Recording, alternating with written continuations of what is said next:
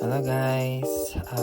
Unboxing tayo ng Hover Air X1 for today's video.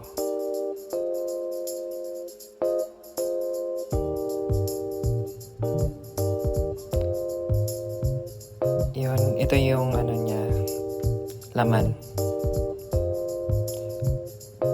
Battery charger port or hub. Anong gusto nyo? Kayo masusunod. Yan yung actual na box for the camera. Yan yun ang battery. And then may free sticker. Yan naman yung pinili kong extra na lalagyanan ng camera in case na protector, parang cover na din siya. Yan, another extra battery. So, dalawa.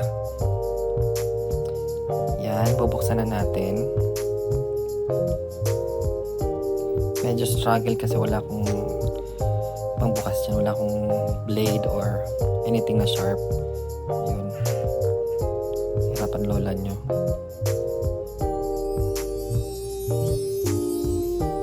Yan, buksan din.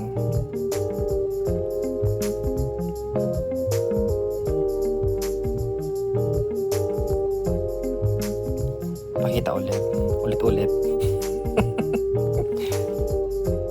Ako nahihirapan pa ako mag-ano. Yan. Ulit na naman po.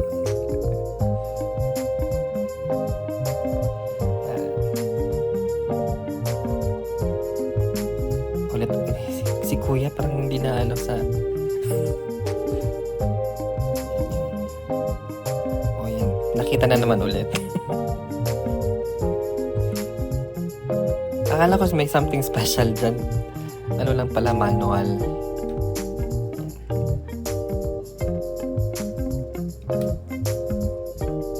Yung manual niya pala is may amoy.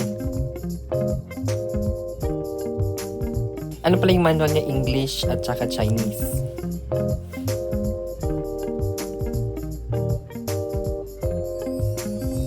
Another manual na naman. Actually, may manual yan para sa manual. Ayan yung actual camera niya. Yung drone pala tawag dyan. Drone camera. Pero this drone camera is hindi yung katulad na kailangan mo ng remote control. Ito is parang AI to. So, i-detect niya yung face mo. Then yung power button niya. At saka yung sa taas naman yung mga modes niya. Yan. Malit lang siya. Parang kasing laki lang ng kamay ko.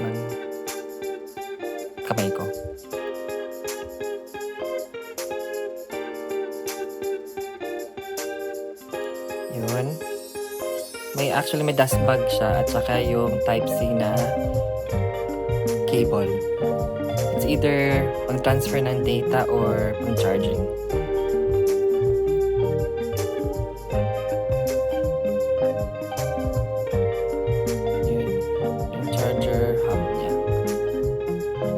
So may dalawang free battery siya at saka bumili pa na ako ng extra. So a total of 3 batteries. Yung batteries niya pala is 11 minutes lang yung tagal niya. Yung counting ng 11 minutes pala is yung paglipad niya on air, hindi yung from the start na pag in-on mo. Nag-explain. Yan, another manual. Bawat part ng item na to is may manual. Yan.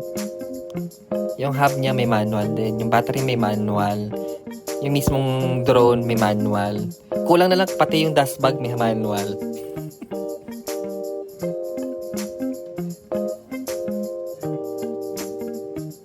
Yan. Bukas-bukasin ng battery. So again, 3 battery. 2 free. Yung isang battery nasa mismong drone na. Yung isa kasama sa box. At saka bumili pa ako ng isang extra na battery. So, 3. Yan.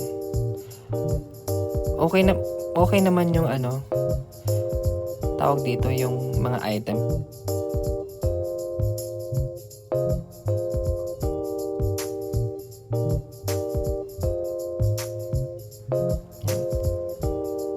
Yan, akala ko ano yan.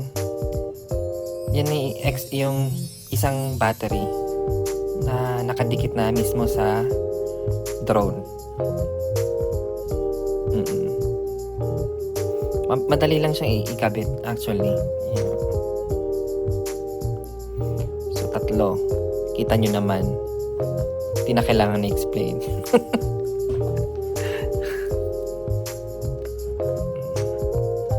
Hanggang dito na lang guys. See you next time.